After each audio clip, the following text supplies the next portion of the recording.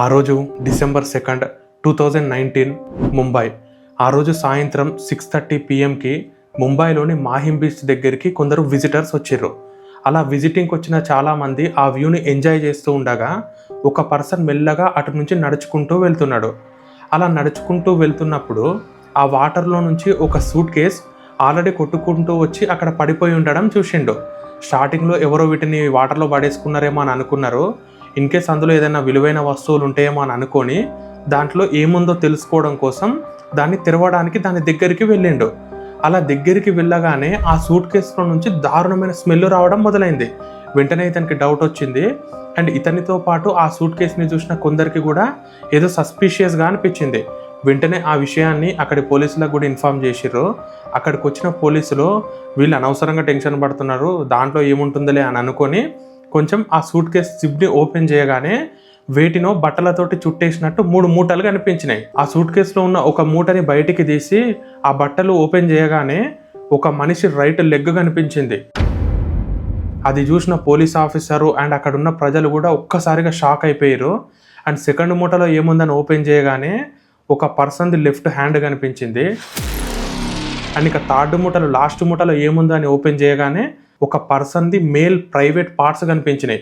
అది చూసిన వెంటనే అక్కడి ప్రజలు పోలీసు వాళ్ళు అందరూ ఒక్కసారిగా షాక్ అయిపోయారు. అసలు ఆ బాడీ ఎవరిది, మరి ఎందుకు ఇంత దారుణంగా చంపారు, అండ్ ఆ సూట్ కేసు అక్కడికి ఎలా వచ్చింది, అండ్ ఎలాంటి క్లూ లేని ఈ కేసుని పోలీస్ వాళ్ళు క్లూ వెతికి మరి ఎలా సాల్వ్ చేసిర్రు అనే విషయాలు క్లియర్గా ఈ వీడియోలో స్టార్టింగ్ నుంచి ఎండ్ వరకు ఎక్స్ప్లెయిన్ చేస్తా. వీడియో మాత్రం చాలా ఇంట్రెస్టింగ్ ఉంటుంది, అందుకే స్కిప్ చేయకుండా లాస్ట్ వరకు చూడండి.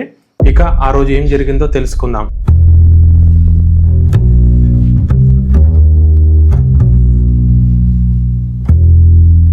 అయితే ఆ సూట్ కేసులోని కొన్ని బాడీ పార్ట్స్ దొరకగానే మిగతా బాడీ పార్ట్స్ని కూడా ఇదే విధంగా ఈ చుట్టుపక్కలే ఎక్కడన్నా పడేసిరేమో, ఇన్ కేస్ అతని ఫేస్ కనుక మనం తెలుసుకుంటే ఈ కేసుని ఈజీగా సాల్వ్ చేయొచ్చు అని అనుకొని అక్కడున్న పోలీస్ వాళ్ళు అక్కడ చేపలు పట్టే వాళ్ళని పిలిచి ఇలాంటి సస్పీషియస్ బ్యాగ్ కానీ ఏదైనా సంథింగ్ మీకు సస్పీషియస్గా అనిపిస్తే ఒకసారి వెతకండి, వెతికి ఏదైనా ఉంటే మాకు వెంటనే ఇన్ఫామ్ చేయండి అని అక్కడ ఉన్న వాళ్ళని పంపించారు.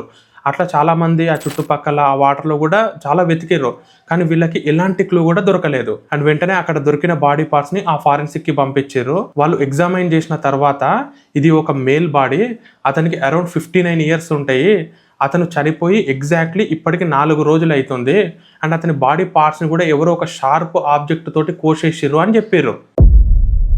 అండ్ ఈ విషయం తెలిసిన వెంటనే అక్కడి పోలీస్ వాళ్ళు ఈ లాస్ట్ 4 daysలో 59 years ఉన్న ఏదైనా వ్యక్తి మిస్ అయిపోయినట్టు ఏమైనా కంప్లైంట్ వచ్చిందా అని తెలుసుకోవడం కోసం చుట్టుపక్కల పోలీస్ వాళ్ళందరికీ కాల్ చేసి ఎంక్వైరీ చేసిర్రు.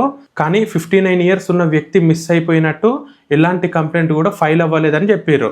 అసలు ఈ బాడీ ఎవరిది అని కనిపెట్టడం స్టార్టింగ్లో అక్కడి పోలీస్ వాళ్ళకి చాలా కష్టమైంది. అయితే అక్కడి క్రైమ్ బ్రాంచ్లో ఉన్న ఒక ఆఫీసర్కి చిన్న డౌట్ వచ్చింది.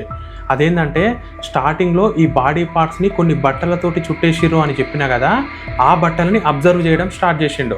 అలా అబ్జర్వ్ చేస్తే ఆ బాడీ పార్ట్స్ని చుట్టిన బట్టలు, అందులో ఒక రెడ్ కలర్ జాకెట్ ఉంది, 2 షర్ట్స్ ఉన్నాయి, అండ్ 2 ప్యాంట్స్ కూడా ఉన్నాయి. అయితే అందులో ఉన్న అన్ని బట్టలు కూడా రెడీమేడ్వే, కాకపోతే ఒక షర్ట్ మాత్రం ఒక షాప్లో కుట్టించినట్టు తెలిసింది. వెంటనే ఆ షర్ట్ మీద ఉన్న ట్యాగ్ని అబ్జర్వ్ చేస్తే ఆల్మో మెన్స్వేర్ అనే షాప్లో కుట్టించినట్టు తెలిసింది. వెంటనే ఆ చుట్టుపక్కల ఇలాంటి పేరుతో ఏమైనా షాప్స్ ఉన్నాయా అని ఎంక్వైరీ చేస్తే కుర్లా అనే ఏరియాలో ఇలాంటి నేమ్ తోటే ఒక షాప్ ఉన్నట్టు తెలిసింది. వెంటనే ఆ షాప్కి వెళ్ళి అండ్ ఈ షర్ట్ని తీసుకెళ్ళి అతనికి చూపించి ఇది మీ దగ్గరనే కుట్టించారు అనగానే అతను ట్యాగ్ చూసి అవును సార్ ఇది నా దగ్గరనే కుట్టించారు అని చెప్పిండు. అయితే ఇది ఎవరు కుట్టించారో అతని డీటెయిల్స్ కావాలి అని అంటే అతను ఏమన్నాడంటే, సార్ నా షాప్కి రోజుకి ఒక 50 నుంచి 100 మంది వస్తూ వెళ్తూ ఉంటారు, ఎవరినైనా మేము గుర్తుపెట్టుకుంటాం సార్ అని చెప్పిండు. అయితే మీకు ఇక్కడ ఒక విషయం గుర్తుండే ఉంటుంది, ఎప్పుడైతే మన షర్ట్ని కానీ ప్యాంట్ని కానీ కుట్టించడానికి ఇచ్చినప్పుడు అతను మనం ఇచ్చిన బట్టల నుంచి ఒక చిన్న పీస్ కట్ చేసుకొని ఒక రిజిస్టర్కి పిన్ చేసి మన నేము ఫోన్ నెంబర్ కూడా రాసుకొని ఉంటాడు. సేమ్ అలాగే ఈ విషయము అక్కడి పోలీస్ వాళ్ళు అతనికి చెప్తే అతని దగ్గర ఉన్న రిజిస్టర్స్ మొత్తం అక్కడి పోలీస్ వాళ్ళకి ఇచ్చిండు. అండ్ అక్కడి పోలీస్ వాళ్ళు కూడా అక్కడ కూర్చొని మొత్తం వెతికితే 2 కస్టమర్స్ కూడా సేమ్ ఇదే క్లాత్ని కుట్టించినట్టు తెలిసింది. అండ్ ఫస్ట్ మ్యాచ్ అయిన పర్సన్ మొబైల్ నెంబర్ కనుక్కొని అతనికి కాల్ చేసి ఎంక్వైరీ చేస్తే సార్ ఇట్లా మిస్ అయిపోయినట్టు ఏం లేదని చెప్పిండు. అండ్ అతని అడ్రస్ కూడా తెలుసుకొని మరి వెళ్ళి కలిసిర్రు. వాళ్ళ ఇంట్లో ఇట్లా మిస్ అయిపోయిన పర్సన్ ఎవరు లేరు అని కూడా తెలిసింది. అండ్ ఈ క్లాత్ తోటి మ్యాచ్ అయిపోయిన సెకండ్ పర్సన్ పేరు బెన్నెట్. అయితే అతన్ని ఇచ్చిన నెంబర్కి కాల్ చేస్తే అది స్విచ్ ఆఫ్ వచ్చింది. అయితే అతని అడ్రస్ ఎలాగని పెట్టాలో తెలియక ఇతని నేమ్ తోటి సోషల్ మీడియాలో ఏమైనా పేజెస్ ఉన్నాయేమో అని సెర్చ్ చేస్తే ఫేస్బుక్లో బెన్నెట్ రెబెల్లో అనే వ్యక్తిది ఒక అకౌంట్ కనిపించింది. అండ్ ఆ అకౌంట్ని మొత్తం వెతికితే అందులో ఉన్న వ్యక్తికి కూడా అరౌండ్ 55 to 60 years ఏజ్ ఉంటుంది. అండ్ అతను కూడా ఒక రెడ్ కలర్ జాకెట్ తోటి ఒక ఫోటో దిగిండు. అక్కడ అతను వేసుకున్న రెడ్ జాకెట్ అండ్ వీళ్ళకి దొరికిన కూడా red jacket same to same ఉన్నాయి. అండ్ అతను ఒక మ్యూజిషియన్ అండ్ అతని కాంటాక్ట్ డీటెయిల్స్తో సహా ఒక విజిటింగ్ కార్డు ఆ ప్రొఫైల్లో కనిపించింది. వెంటనే పోలీస్ వాళ్ళు సివిల్ డ్రెస్లో ఆ అడ్రస్కి వెళ్ళి చూస్తే ఆ ఇంటికి లాకేష్ ఉంది. వెంటనే చుట్టుపక్కల వాళ్ళని పిలిచి మేము ఇట్లా బెన్నెట్ వాళ్ళ ఫ్రెండ్స్మి, అతను ఎక్కడికి వెళ్ళిండు అని అడిగితే అతను 1 week నుంచి కనిపించట్లేదు, ఇదే అతని ఇల్లు, కాకపోతే ఒక 3 years బ్యాక్ ఒక అమ్మాయిని దత్తత తీసుకుండు, అతని కూతురు ఇద్దరు ఇక్కడే ఉంటారని చెప్పారు. అది విన్న పోలీసులు అక్కడ నుంచి వెళ్ళిపోయారు. ఎప్పుడైతే ఆ కూతురు ఆ ఇంటికి వచ్చింది అనే ఇన్ఫర్మేషన్ రాగానే వెంటనే ఆ ఇంటికి వచ్చేసి ఆ అమ్మాయి దగ్గరికి వెళ్ళి మీ ఫాదర్ ఎక్కడా అని అడిగితే మా ఫాదర్ కెనడాకి వెళ్ళిండు అని కూల్గా సమాధానం చెప్పింది. ఆ తర్వాత వీళ్ళు వెంటనే కొన్ని ప్రశ్నలు అడిగారు. ఆమె తడబడుతూ ఆన్సర్ చెప్పింది. అయితే ఆమె చెప్పిన అన్ని సమాధానాలు నిజమో కాదో అని తెలుసుకోవడం కోసం ఆ డేట్ నాడు ఇతని నేమ్ తోటి ఏమైనా టికెట్స్ బుక్ అయినాయా లేదా అని ఎంక్వైరీ చేస్తే ఆమె చెప్పినవన్నీ అబద్ధాలే అని తెలిసింది. ఆ తర్వాత పోలీస్ వాళ్ళు వీళ్ళ స్టైల్లో ఎంక్వైరీ చేస్తే అప్పుడు అన్ని విషయాలు ఆమె బయట పెట్టింది. ఆ అమ్మాయి పేరు ఆరాధ్య, ఆమెకి 19 years. ఆమె చెప్పిన విషయాలు ఏంటంటే బెన్నెట్ రెబెల్లో అనే వ్యక్తి చాలా మంచివాడు, నన్ను చాలా బాగా చూసుకునేవాడు, నేను ఎప్పుడైతే ఇంట్లో నుంచి పారిపోయి వచ్చిన తర్వాత నాకు ఫుడ్ షెల్టర్ ఇచ్చి చాలా బాగా ఆదుకున్నాడు, అలాంటి అతను ఉన్నట్టుండి కొంచెం డిఫరెంట్గా బిహేవ్ చేయడం స్టార్ట్ చేసిండు, నన్ను ఫిజికల్గా అబ్యూస్ చేసేవాడు అండ్ నాకు ఏం చేయాలో కూడా అర్థం కాకపోయేది. అలాంటి టైంలోనే 16 ఏళ్ళ ఉన్న ఈ అబ్బాయి నాకు పరిచయం అయ్యిండు. అప్పటి నుంచి అతనికి ఇలాంటి విషయాలన్నీ షేర్ చేసుకోవడం స్టార్ట్ చేసిన. అయితే నేను ఎప్పుడైతే ఈ విషయాలు నా బాయ్ ఫ్రెండ్కి చెప్పినో అతనికి కోపం వచ్చి పద నేను అడుగుతా అని చెప్పిండు. అయితే 26th November 2019 రోజు బెన్నెట్ రెబెల్లో ఇంటికి వెళ్ళగానే అరౌండ్ 6 PM నేను మా బాయ్ ఫ్రెండ్ ఇద్దరము కలిసి అతని ఇంటికి వెళ్ళినాం. అక్కడికి వెళ్ళిన తర్వాత అతని ముందే నన్ను ఎందుకు ఇలా చేస్తున్నావు అని అడిగేసరికి అతను ఏం మాట్లాడకపోయేసరికి నాకు కోపం వచ్చి అతని చెంప పైన కొట్టేసిన. వెంటనే అతనికి కోపం వచ్చి ఈ అబ్బాయి ఉండడం వల్లనే ఈమె ఇంత ధైర్యం వచ్చింది అని అనుకొని పక్కనే ఉన్న గిటార్ తోటి నా బాయ్ ఫ్రెండ్ తలపైన కొట్టేసిండు. వెంటనే నాకు ఎందుకో భయం అయిపోయి పక్కనే ఉన్న ఒక బ్యాంబో స్టిక్ తోటి అతని తలపైన గట్టిగా కొట్టేసిన. అతను అక్కడే పడిపోయిండు. అండ్ వెంటనే ఇంట్లో ఉన్న హిట్ స్ప్రే తీసుకొచ్చి బలవంతంగా అతని నోట్లో గట్టిగా కొట్టేసినాము. అతను కళ్ళు తిరిగి పడిపోయిండు.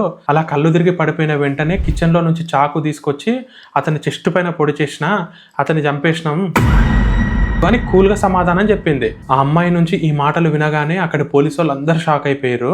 ఎందుకంటే ఇంత చిన్న ఏజ్లోనే అంత పెద్ద పని చేయాలన్న ఆలోచన ఎట్లా వచ్చింది అని. అండ్ అతన్ని చంపేసిన తర్వాత ఈ పిల్లలు ఏం చేసిరో తెలిస్తే మాత్రం ఖచ్చితంగా భయపడతారు.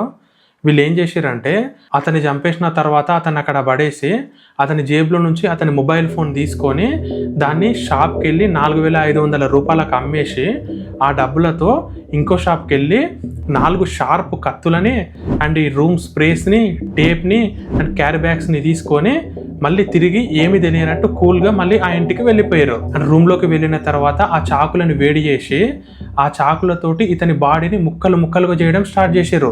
అట్లా ముక్కలు చేసినాక ఆ బ్లడ్ బయటికి రాకుండా ఉండడం కోసం ఇతని బట్టలతోటి చుట్టేసి 2 బ్యాగ్లలో ఒక సూట్ కేసులో పెట్టేసారు. ఆ తర్వాత ఆ 3 లగేజ్ని ఎవరు లేని టైం చూసి మీటి రివర్లో పడేసారు. అట్లా ఆ బ్యాగ్స్ అన్ని కొట్టుకుంటూ వెళ్ళినాయి.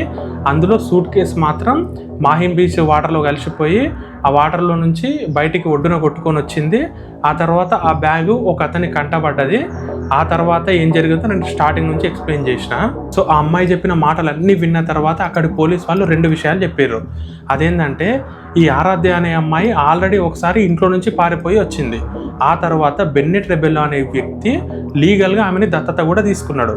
ఒకవేళ నిజంగానే ఆమెకి ఇట్లా ఇతను ఫిజికల్గా అబ్యూస్ చేస్తున్నట్టు తెలిస్తే ఆ అమ్మాయి ఆ ఇంట్లో నుంచి వెళ్ళిపోవచ్చు కదా, ఇంకెందుకు ఉంది ఇంకా అప్పటి వరకు అని. అండ్ సెకండ్ విషయం ఏంటంటే బెన్నెట్ రెబెల్లో ఉన్నప్పుడు అతని ఆస్తి మొత్తం అతను పోయిన తర్వాత ఆరాధ్య పేరు మీద రాసిపోతా అని చెప్పేవాడంట. అండ్ ఆరాధ్య రిలేషన్షిప్ కూడా అతనికి అస్సలు నచ్చేది కాదంట. సో ఈమెనే ఆ ఆస్తి కోసం అతని బాయ్ ఫ్రెండ్తో కలిసి ఇదంతా చేసిందేమో అనే డౌట్ కూడా ఉంది అని కూడా చెప్పారు. సో మొత్తానికైతే వీళ్ళిద్దరూ కలిసి అతన్ని చంపేశారు కాబట్టి ఇండియన్ పీనల్ కోడ్ కింద వాళ్ళపైన హత్య అండ్ డిస్ట్రక్షన్ ఆఫ్ ఎవిడెన్స్ కేసుని ఫైల్ చేసి ఆమెను ఒక జైలుకి పంపించారు. అండ్ ఇతని బాయ్ ఫ్రెండ్ మైనర్ 16 ఏళ్ళే కాబట్టి అతనికి జువెనైల్ జైలుకి పంపించేసారు. సో వీళ్ళు ఈ బ్యాగ్ని పడేయడానికి ఇంకొక పర్సన్ కూడా హెల్ప్ చేసిండు అని అతన్ని కూడా అరెస్ట్ చేసేసారు. సో ఈ కేసు గురించి మొత్తం విన్న తర్వాత దీని వెనుక రీజన్ ఏమై ఉంటుంది అని మీరు అనుకుంటారో ఖచ్చితంగా కామెంట్ చేయండి. ఫైనల్గా ఇది ఈ కేసు. ఇలాంటి రియల్ ఇన్వెస్టిగేషన్ కేసెస్ గురించి తెలుసుకోవాలన్న ఇంట్రెస్ట్ ఉంటే మాత్రం ఖచ్చితంగా మన ఛానల్ని సబ్స్క్రైబ్ చేసుకోండి. అండ్ ఈ కేసుకి సంబంధించిన సోర్స్ అండ్ ఒరిజినల్ వీడియోస్ కూడా మన టెలిగ్రామ్ అండ్ వాట్సాప్ ఛానల్లో కూడా పెడతా, అక్కడ చూసేయండి. అండ్ ముఖ్యంగా నేను ఇలాంటి వీడియోస్ చేయడానికి చాలా ఎఫర్ట్స్ పెడుతున్నా. నా ఎఫర్ట్స్ కనుక మీకు కనిపించుంటే మాత్రం ఖచ్చితంగా సబ్స్క్రైబ్ చేసుకొని నన్ను మోటివేట్ చేయండి. అండ్ సబ్స్క్రైబ్ చేసుకొని నన్ను మోటివేట్ చేస్తే ఇంకా థ్రిల్లింగ్ కేసెస్ని మీ ముందుకు తీసుకొస్తా.